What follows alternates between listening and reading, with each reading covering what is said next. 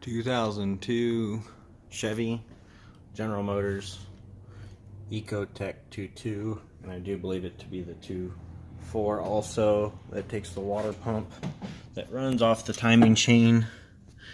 You see the timing chain sprocket holder for the water pump already installed.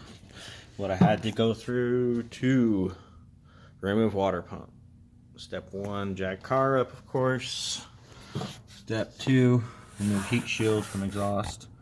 Step 3, 2 10mm bolts, thermostat housing, crossover tube.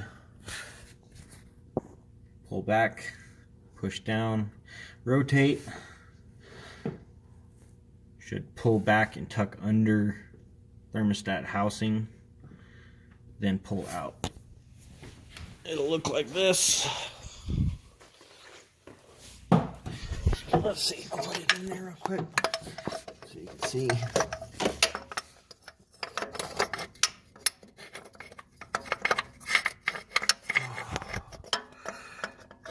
And it'll rotate just like this until it's in position.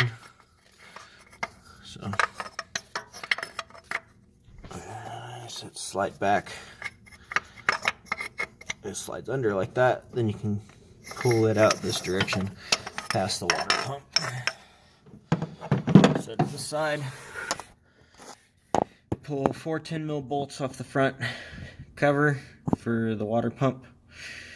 I pulled one bolt first, and that is the one for the large hole. You see in the bracket right there. I pulled that bolt first, then I installed my tool. Then I rotated crankshaft, which also spun tool. Then I installed these 2 10mm, tightened it, and I removed these 2 bolts that are in here. Let's see if I can get this in here so you can see it. 2 more bolts in there on the sprocket itself. Okay, this is where the trouble begins. Getting those bolts out without dropping them. Alright, well, when I installed the tool, before I started removing those 2 bolts, I dropped that bolt. As you can see, it's covered in oil. This is a common problem on these. It's not uncommon to drop a bolt down one of these people. You do not have to pull the cover off. There are tricks for wrenching, and I'll tell you them right now. Here you go. Neodymium magnet on a zip tie allows you to fish the bolt out of the crankcase. In the pocket, it usually lands about right here, so you have to fish from there all the way down and get the bolt out. And as far as the 10mm on the sprocket, this is what I use again, is a neodymium magnet in a 10mm socket. You can see they're shoved in there opposite of each other, so they're repelling each other, so they're pushing on the inside of the socket. Alright, then this allows the bolt to stay in there. You see, it's not going to come out even hitting it. You know, you got to hit it pretty hard. Well, of course it fell in that hole this time. A little hilarious. But this is old Honda bolts, so that one's easy to tell out. I don't know why I just make it in there. Again, my luck today. So that's how you keep them in the socket. Break them loose. Take them out by hand with a deep well, and you have them out. Then take, that's a half right there, and a half up there. You can see it barely.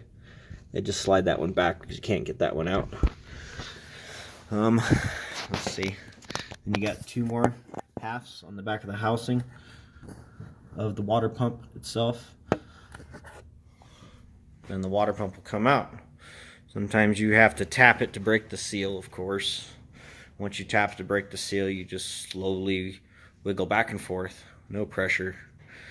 Very little pressure. If you have to apply pressure, you have a problem. Alright? So those are the tricks in case you do drop a bolt, and recovering the 10mm off of the timing chain water pump sprocket down in there. Alright.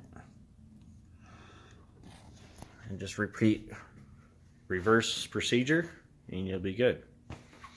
Here's a glimpse of the car I just finished. Fuel tank is at the polisher right now. Just a glimpse.